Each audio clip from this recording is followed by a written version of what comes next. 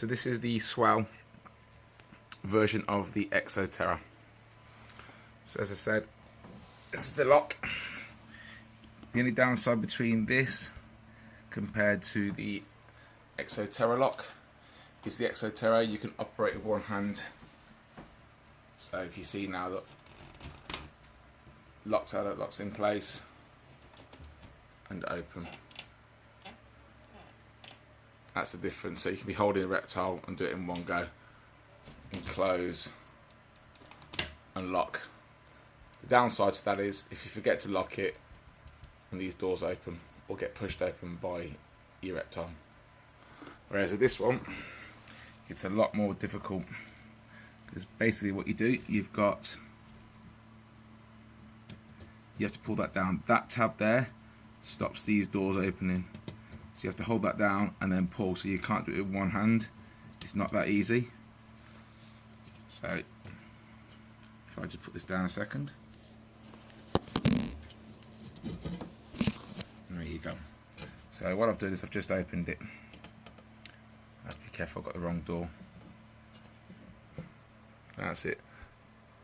Try not to upset your day gecko. So basically, when you open these doors, you got that spring thing that alters that there. Closing's easy. I mean, some people say you should pull this down before you close it, but it will just go over. Again, he's not happy. One thing I noticed about the Swell, they are both just as good. I've used both. I've got Exo Terra with my green tree python, Exo Terra here with my Amazon tree boa.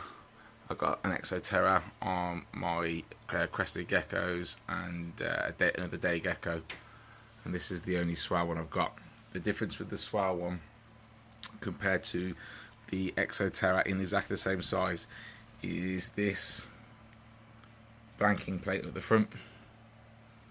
So you got less depth here. I mean, for me, it's a biggie because it's a bit of a biggie because I am bioactive. However, I've managed to do it with this one, and all I do is I have my soil higher up at the back and lower down towards the front.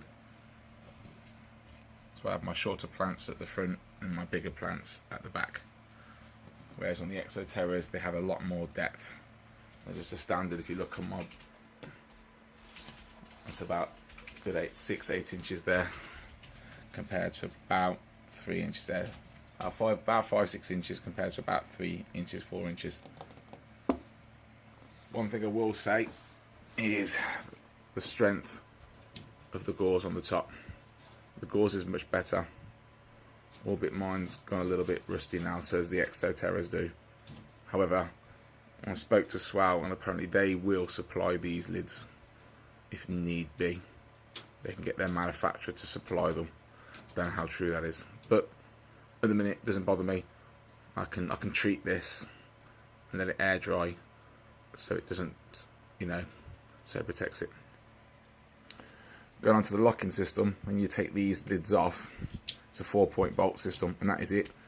That is all you do. On each corner, you have a locking system. So all you do is slide it along and lock down in place, and that pin locks into the frame, and you've got one on each corner.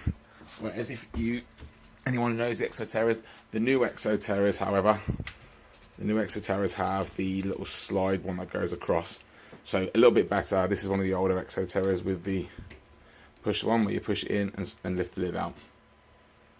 But the newer Exo Terras have, it's a circle that twists round to lock into place and then twist back round there to allow it to come up. But if you look at the meshing on the Exo Terra, it is a lot thinner. It's not as good. It's not as strong as the Swell one. But again, still rusts just as equally. So they're both roughly the same. I'm quite impressed with the Swell version. This is quite good. You'd have to forgive it being a bit bare in here at the minute. I'm just waiting for these plants to grow on. I've got them under a jungle dorm, so I'm just waiting for these to grow on a bit more.